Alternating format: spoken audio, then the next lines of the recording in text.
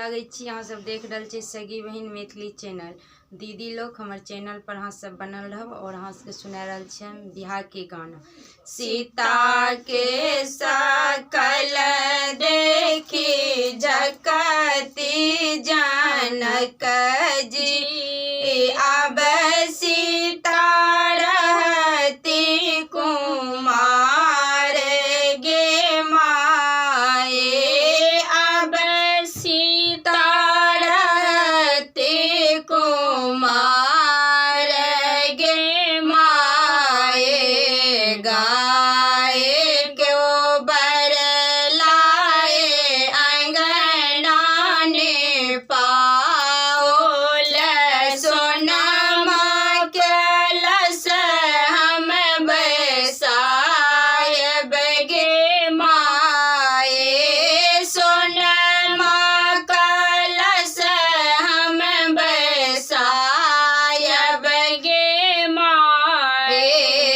पाँच पंडित मेले दिन माँ बेचारा, हो सीता के लगन बरौता हो लगे माए, सीता के लगन बरौता हो लगे माए, बेटा बाजे रहतो बेटे फिर सब यह तो, बेटी के बियाह लो न जाएगे माए, बेटी के बियाह लो न जाएगे माए,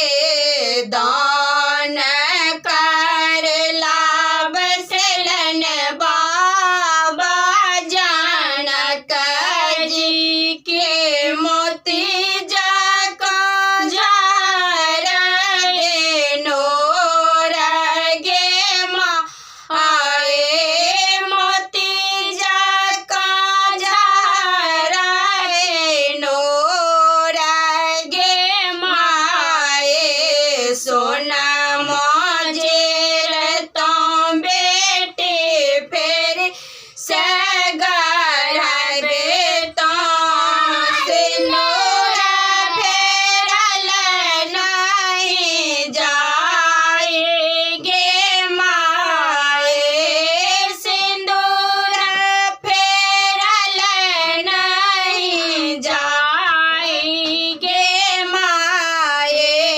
बेटी के बियाह लो न जाएगे माए।